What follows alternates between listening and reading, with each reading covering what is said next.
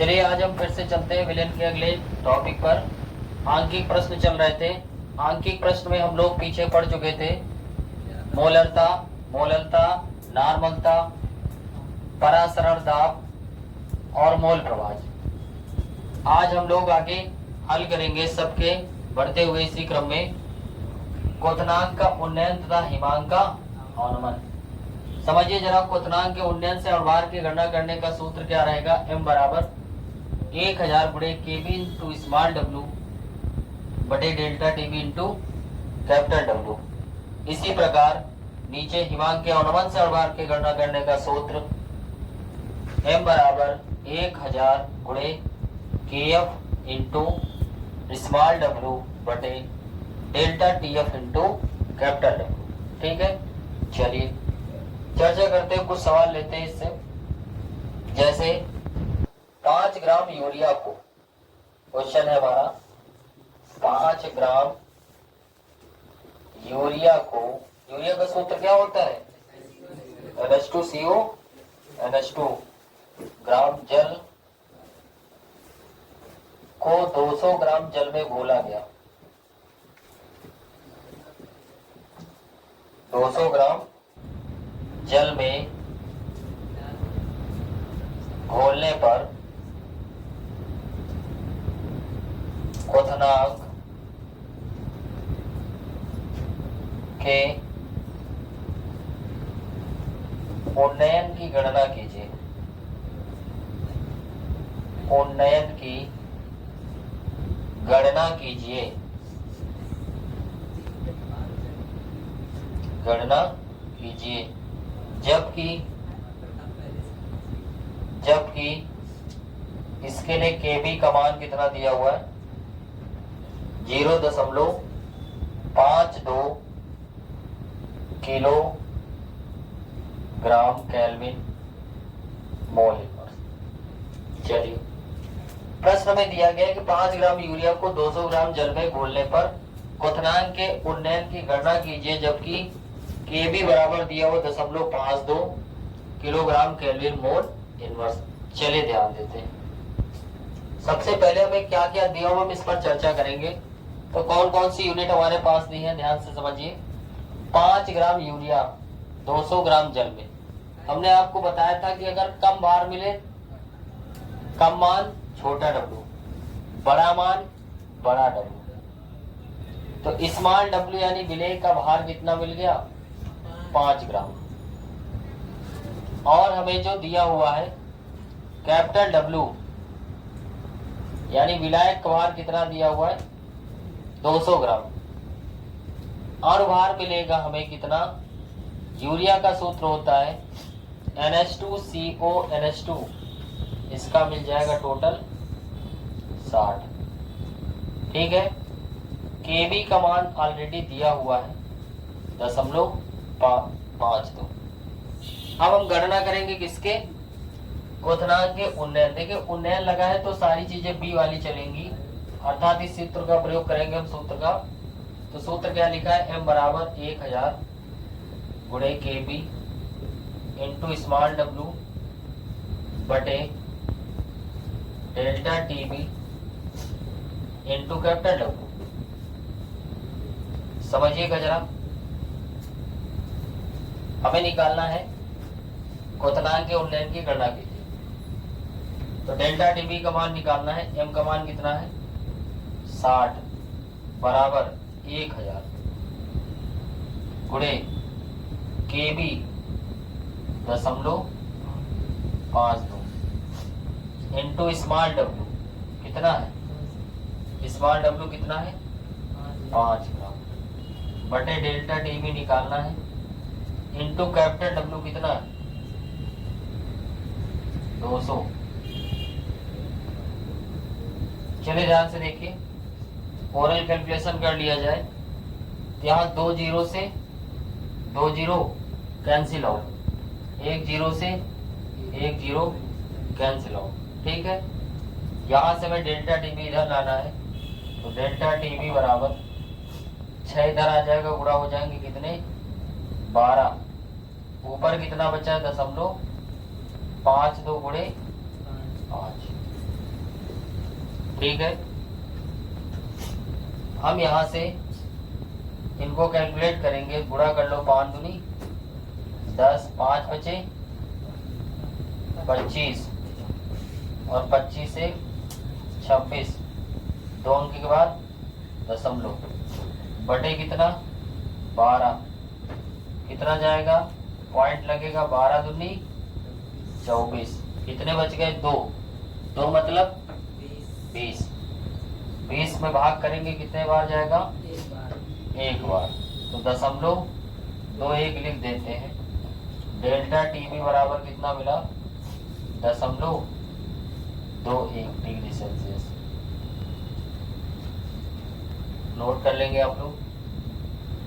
इसी तरीके से हम अगले क्वेश्चन की ओर चलेंगे।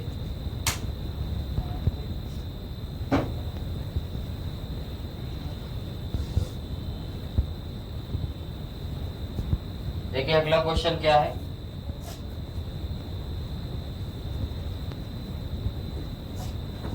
ग्राम पदार्थ को, क्वेश्चन है 15 ग्राम पदार्थ को 150 ग्राम जल में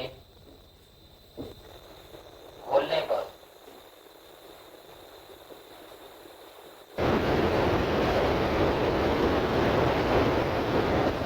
दिमाग में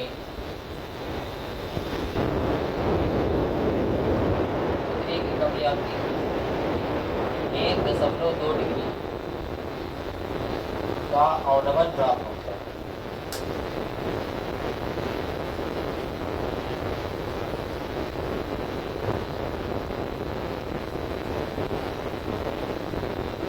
तो पदार्थ का अणुभार क्या है, पदार्थ का अणुभार क्या है,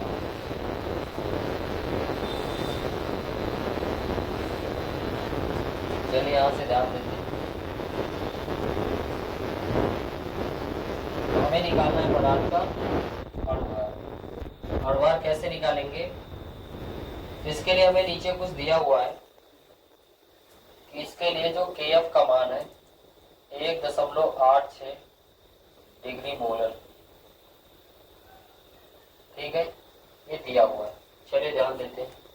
तो सबसे पहले लिखा हुआ 15 ग्राम, बताया था कम मात्रा छोटा डब्लू, बड़ी मात्रा बड़ा डब्लू।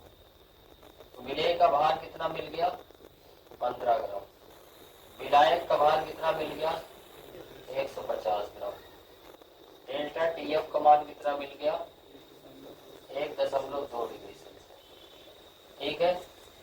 और केएफ का मान दिया ही है, डायरेक्ट सूत्र लगा दे, एम बराबर 1000 गुणे केएफ इंटू स्मॉल डब्ल्यू बटे delta TF into capital F, ठीक है।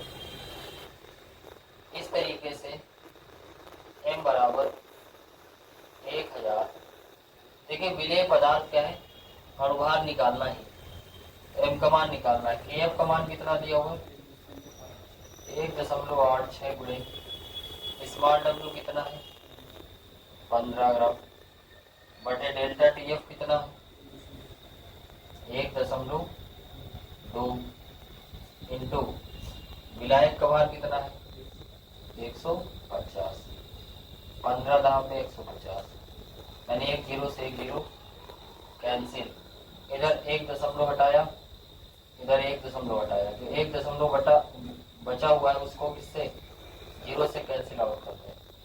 तो ऊपर कितना बचा 186 बटे 12 और ये जीरो वाला, ठीक है।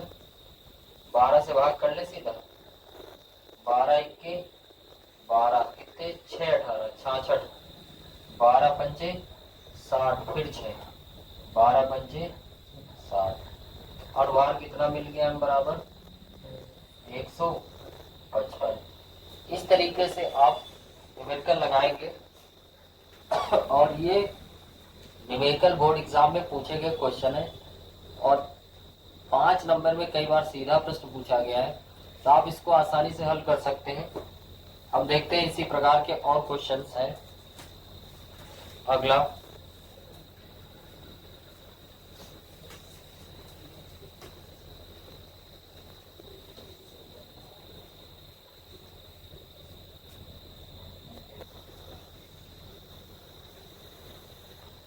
किसी पदार्थ के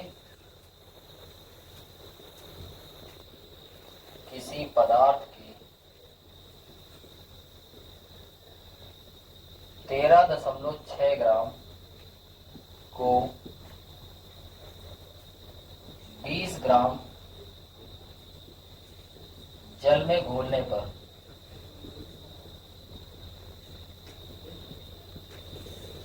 20 ग्राम जल में घोलने पर हिमांक में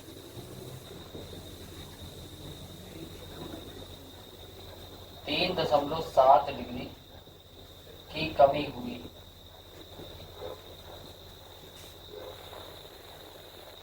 तो पदार्थ के अणुभार की गणना कीजिए। पदार्थ के अणुभार की गणना कीजिए।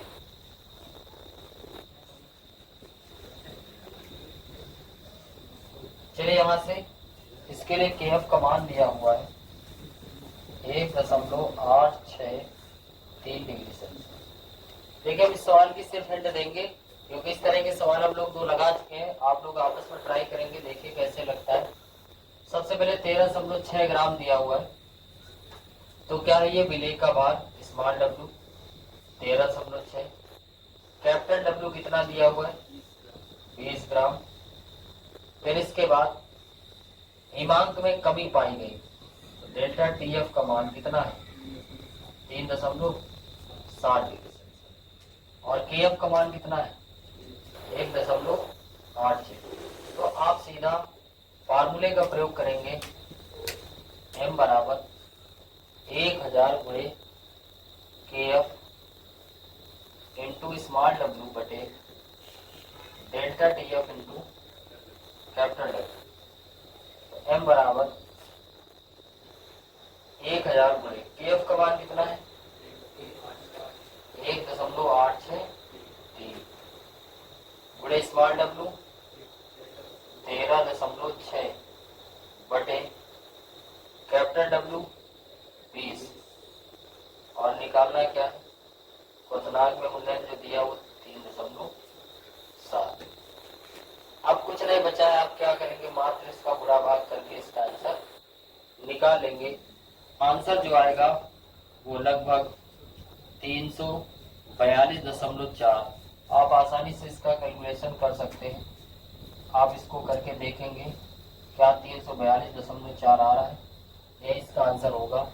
क्योंकि सेम प्रकार का क्वेश्चन आप इसको कैलकुलेट कर लेंगे। चलिए कुछ नया क्वेश्चन देखते हैं क्या होगा इस तरीके से।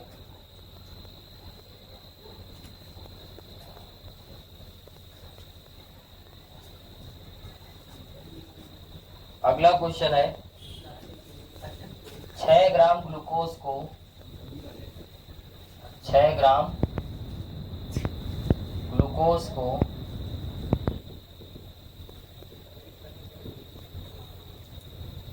50 ग्राम शुद्ध जल में घोलने पर 50 ग्राम शुद्ध जल में घोलने पर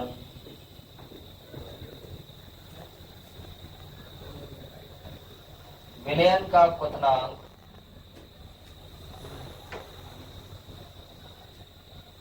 विलयन का क्वथनांक 100.34 डिग्री सेल्सियस पाया गया।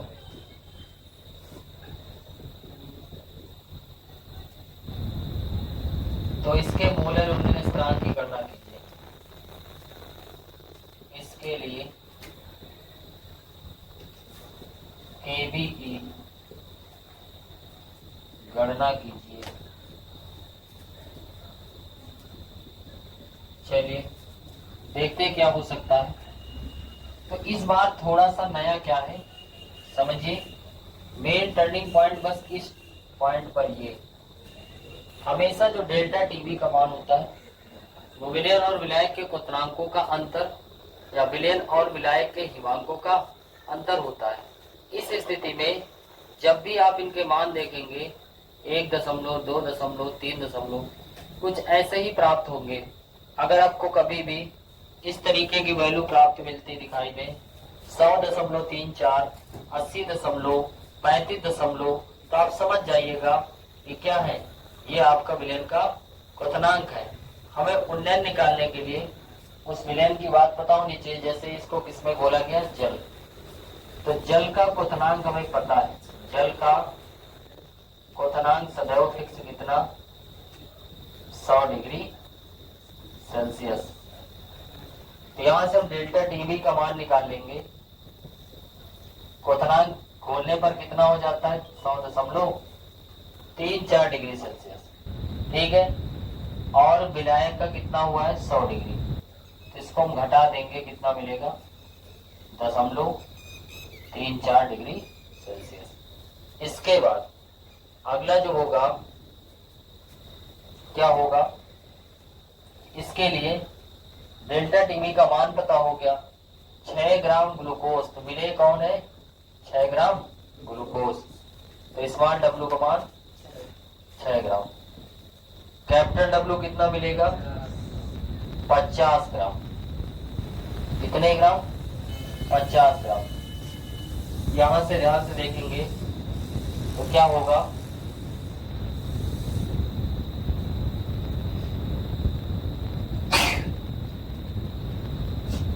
डेल्टा टीवी का मान 0.34, और क्या बचा, केवी का मान निकालना ही। चलिए फार्मूला यूज करते हैं, m बराबर 1000 गुणे केवी लगेगा कि केएफ, उन्नयन की बात की गई है तो केवी लगेगा, इंटू स्मॉल डब्ल्यू बटे delta TV into capital W. m बराबर कितना है, 1000 गुणे केवी का मान कितना निकालना है,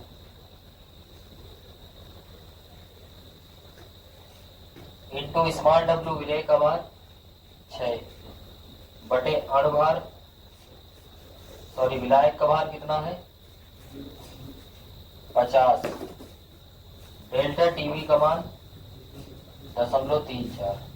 यहाँ देखिए अणुभार हमेशा ग्लूकोज है, जल भी है, किसका रखा जाए तो हमेशा याद रखना अणुभार हमेशा किसका रखते हैं, विलय का।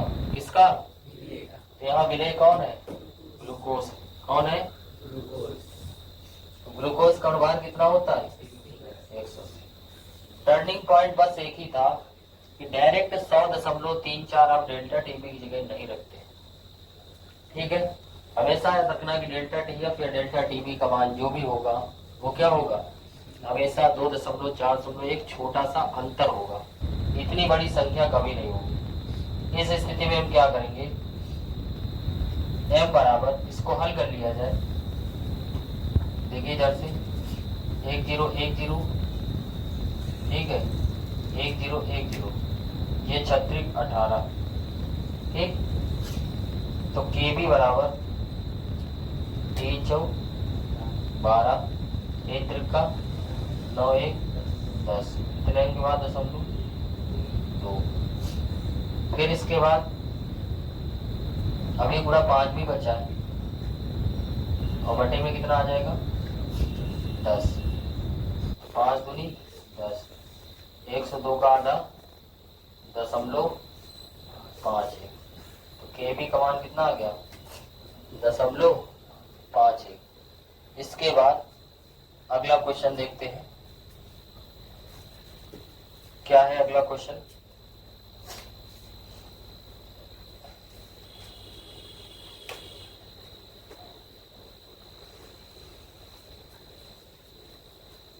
आप इस तरह के क्वेश्चन करते रहेंगे तो आसानी से हो जाएंगे बोर्ड एग्जाम में। यूपी बोर्ड में कई बार इस तरह के प्रश्न पूछे गए हैं सीधे से। चलिए अगला क्वेश्चन देखते हैं। लिखा हुआ है एक अवाष्पशील पदार्थ, एक अवाष्पशील पदार्थ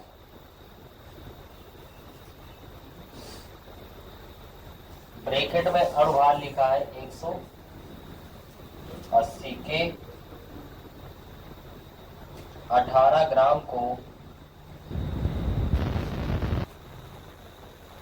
100 ग्राम जल में घोला गया।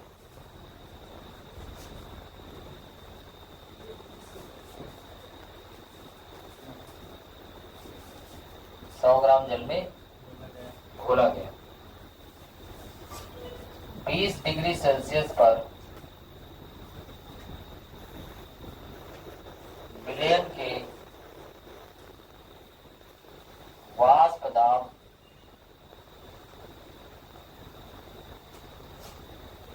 की गणना कीजिए।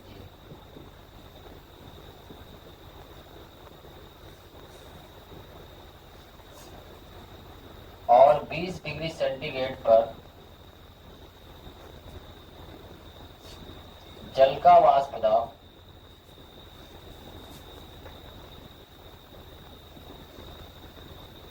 दिया गया 17.535 mm। ठीक है, चलिए ध्यान से देखते हैं। अब ये जो टॉपिक है इसमें क्या आ गया, वाष्प दाब। क्या आ गया? तो वाष्प दाब का जो अवनमन संबंधी प्रोग्राम है वो सब किसमें बताया गया? राउल्ट के नियम में। तो क्या है राउल्ट का नियम? P0 माइनस अपान बराबर स्मॉल एन बटे स्मॉल एन प्लस, और जब इसी को वाष्पशील के लिए यूज करते हैं तो सीधा स्मॉल एन बटे कैपिटल।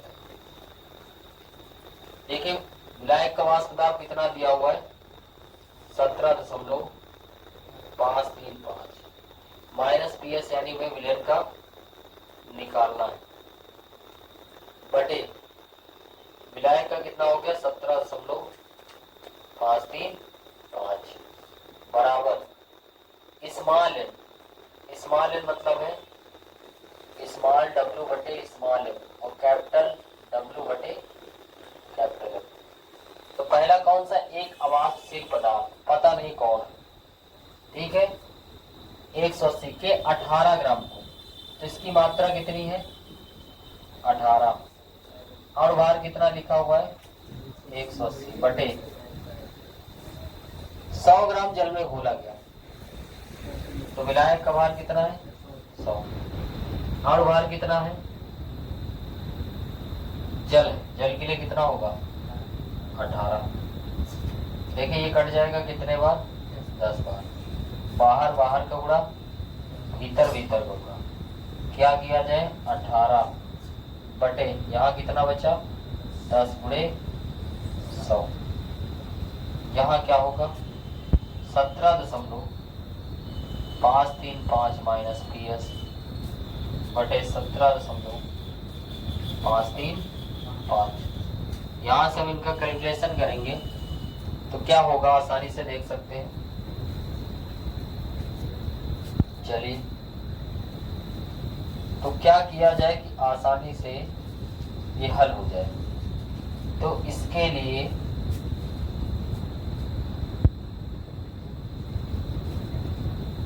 चलिए त्रिय गुणा कर ही लेते हैं। चलो, लेकिन त्रिय गुणा कर रहे हैं अगर तो क्या होगा? कैलकुलेशन बढ़ सकता है। तो कैलकुलेशन को आसान करने के लिए हम इसको अलग अलग कर लें। पहला पद बटे लघुत्तम, इतना बटे इतना, पूरा कितना बन जाएगा? 1 माइनस PS बटे 17.535 बराबर इधर कितना आ जाएगा? 18 बटे 1000 मतलब 0.018 भाग कर देंगे, 3 अंक बाद दशमलव लग जाएगा। ठीक है, इसके बाद इसको इधर लेके जाते हैं, इसको इधर लाते हैं। तो इसको इधर लाएंगे तो 1 माइनस 0.018,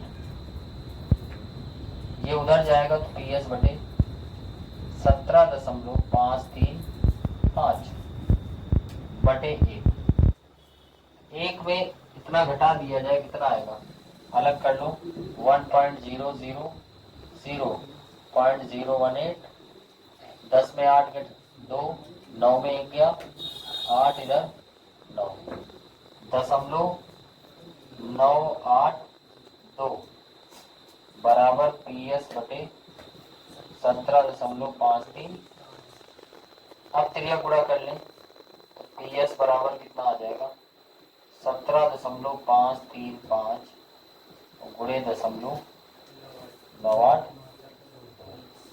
इन दोनों का गुणा कर लिया जाए तो लगभग कितना मिल जाएगा,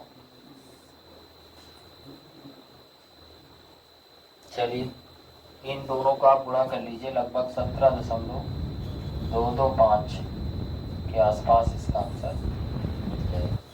तो इस प्रकार से हम आवासशील वैद्युत अपघट्य के लिए किसका प्रयोग करेंगे, हम राउल्ट के नियम का। किसका, राउल्ट के नियम का। चलिए अगला एक क्वेश्चन और देखते हैं हम लोग इसी तरीके का।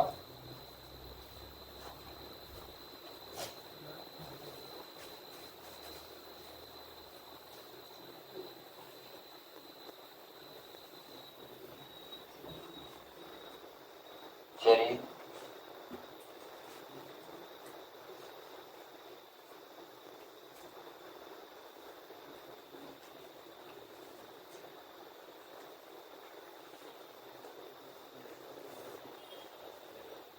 लिखा हुआ है 25 डिग्री सेंटीग्रेड ताप पर 100 ग्राम एसीटोन, 100 ग्राम एसीटोन में एक कार्बनिक पदार्थ, एक कार्बनिक पदार्थ ब्रैकेट में लिखा है अनुभार M बराबर 125 के 1.25 ग्राम जल में घोले गए, जल में घोले गए। विलयन का वाष्प दाब ज्ञात कीजिए। विलयन का वाष्प दाब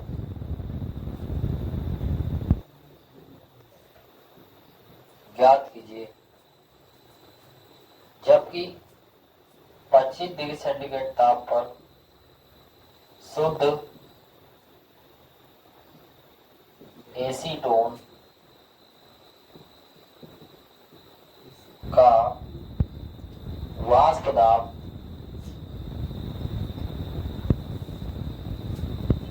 230 mm है। चलिए देखिए क्वेश्चन क्या कह रहा है। 25 डिग्री सेंटीग्रेड ताप पर 100 ग्राम एसीटोन में एक कार्बनिक पदार्थ है जिसका अनुभार 125 है के 1.25 ग्राम जल में घोले गए।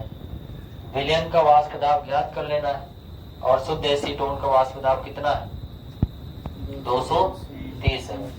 सेम टू सेम फिर से लगाए, P0 माइनस PS अपान P0 बराबर स्मॉल n अपान कैपिटल N, और इसकी जगह लिख सकते हैं विलेय का भार बटे विलेय का अनुभार और इधर विलायक का भार बटे विलायक का अनुभार।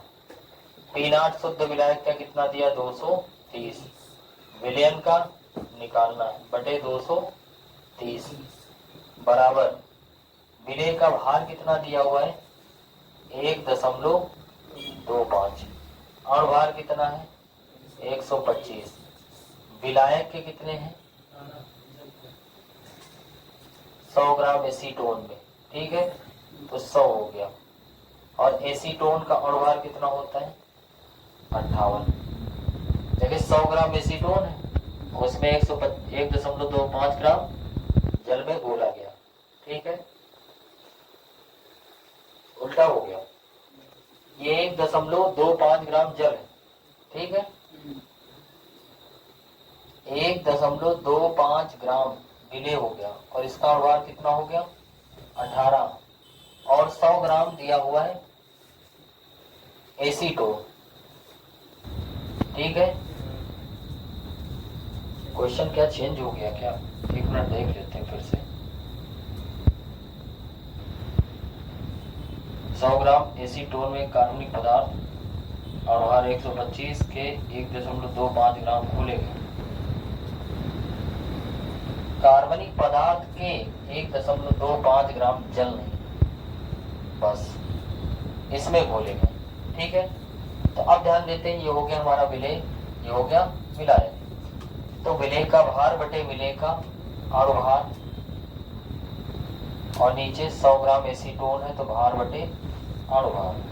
सही। अब चेक करते हैं, बाहर बाहर का गुणा, भीतर भीतर का गुणा क्या होगा, आगे कर लेते हैं। 230 माइनस PS बटे 230 बराबर 1.25, ये 58 ऊपर चले जाएंगे, बटे में आ जाएगा 125 गुणे 100। चलिए देखते हैं, 125 से 125 कट गया, कितने बार 0.01 बार। ठीक है, इसको अगर हम कर लें, एक कैंसिल आउट कर लेते हैं यहाँ से। इसके बाद आगे कैलकुलेट कर लें, 230 माइनस PS बटे 23, इधर इनका गुणा कर दें 0.58 और बटे में कितना बचा, केवल 10। फिर गुणा कर लिया जाए तो कितना बनेगा, 230 माइनस PS बराबर, इनका गुणा कर दिया जाए तो 23 गुणे 58 कर लेते हैं, दशमलव बाद में देख लेंगे। 8 त्रिक 24 और 8 दूनी 16, 2 18, 5 दिया 15, 5 दूनी 10, 1 11, 4 8 5 13, 2 1 3 1। देखिए 2 अंक तो दशमलव यही हो गए और 1 10 से भाग करेंगे, कुल कितने अंक बाद दशमलव लग गया, 3, तो 1.334। PS को उधर लाएंगे, ये इधर आ जाएगा, तो PS बराबर 230 माइनस के 1.334। तो इस तरीके से हम इसको अगर देखें तो PS बराबर, इसको घटा लिया जाए, कितना आ जाएगा, 230.000, उसमें 1.334 को घटा दिया जाए, 10 में 4 गए 6, 9 में 3 गए 6, 9 में 3 गए 6, इधर 8, इधर कितना आ जाएगा, 228.66 mm। तो लगभग आपका मिलियन का वास्तव इस तरीके से हो जाएंगे। आप इसी तरह की कैलकुलेशन करते रहें और ऐसे ही सवाल पढ़ते रहें। मिलते हैं कल एक फिर ऐसे वीडियो में, तब तक के लिए जय हिंद।